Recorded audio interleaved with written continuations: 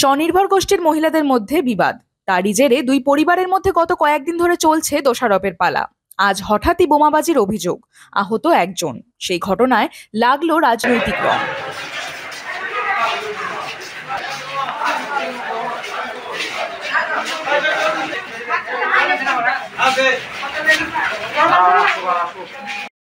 কোনো ঝামেলা হয়নি আমাদের সাথে, না আগে কখনো কোনোদিন ঝামেলা হয়নি।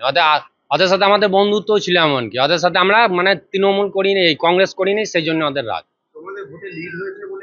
হ্যাঁ, ওটাই রাগ। আর আমরা কালকে বিজয় মিছিল করেছি, ওইটাই রাগ। ঘটনাটা 1 ঘন্টা হবে। দাদার এখানে চাপাল ফেটে গিয়েছে, গোটাটাই ফুটো হয়ে গেছে, প্লাস চাপালের দাঁতগুলো সব লড়ে গিয়েছে, তারপরে এখানটা ফেটে গেছে, ওটা পায়ে লেগেছে, এই পাটাতে।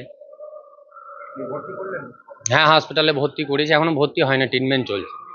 হ্যাঁ, পুলিশ গিয়েছে মনে হয়, আমরা তো এখানে আছি। হ্যাঁ, অভিযোগ আছে ওদের নামে,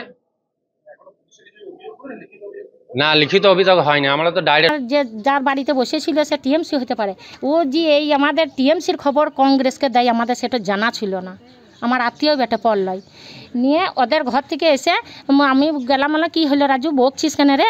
নিয়ে গেলাম, নিয়ে তখন বলছে যে দেখো মা ইয়াই বললাম তো, মিনা আমাকে বলছে ইয়াই করবো। বললাম ও বললু গো, তো যে জিতেছে তার নাম কী রে বা? ওই না না, এই যে আমাদের পাড়া মেম্বার হচ্ছে, ও ওকে বল যে সেন্টুকে যা দেয়, এরকম রকম ব্যাপার। তখন বলছে সেন্টুকে ফোন করেছে তখনই, নিয়ে এসে তখন ওই মেয়েটা এসে দৌড়ে বেরিয়ে নিয়ে বলছে তোরা কিছুই করতে পারবি না, ওই জিতেছি গপ গপ করবি, খপ খপ করবি, বেশি বাতে বকিস না, নাহলে যে দু চালাতে বাস করছিস ওইটাও পাবি না। এবার আমি তো মেয়ে, আমার তো রক্ত মাংস চলে নাকি শরীরের মধ্যে। আমি বললাম কত বাপের বিটি আছিস সাইতো।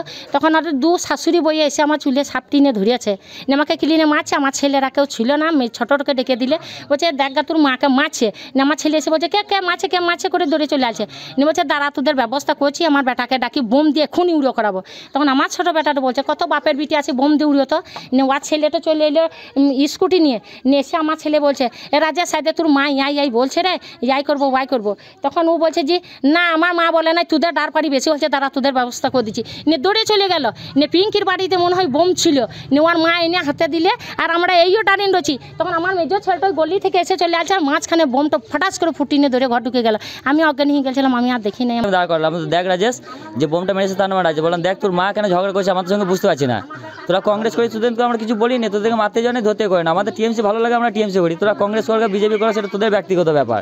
তারপর বলছে বেশ দাঁড়া, দেখাইছি বলে আমার ভাইটা এমনিতে, আমার ভাইটা অসুস্থ, 2 মাস আগে পায়ের অপারেশন হয়েছে, রিপোর্টও সব আছে, হাঁটতেও পারে না ঠিকভাবে, খুঁড়িয়ে হাঁটে। ভাইটা এরকম করে বাড়ি যাচ্ছে, আর ও বোমটা বার করে স্কুটি থেকে ভট করে আমার ভাইয়ের সামনে মেরে দিল একদম। আর ভাইটার এই মুখ ফুক সব ফেটে গেল একদম। যে মানে মারা হয়েছে সেটা আমার ভাই শেখ রাজু, আর বোম মেরেছে শেখ রাজেশ। সে কংগ্রেস করে, আর আমার ভাইটা টিএমসি করে, দলকর্মীতে আছে আর কি। হ্যাঁ, ঘটনাটা ঘটে সঙ্গে সঙ্গে ভাইটাকে হসপিটাল নিয়ে গেল। তারপরে ওরা আবার বাড়িতে ঢুকে মারতে এসেছিলো আমাদেরকে, জল টল সব একদম, মহিলাদেরকে পর্যন্ত নির্যাতন করে, মানে মারতে এসেছিলো একদম। আমার নাম শেখ সারগাম। না না, এরকম ওদের সঙ্গে আমাদের সঙ্গে ওদের খুব ভালোই রিলেশন ছিল। এবার ওরা কংগ্রেস করে, আমরা টিএমসি করি, এইটাই ওদের বিবাদ যে আমরা কংগ্রেস হচ্ছি আমাদের সঙ্গে।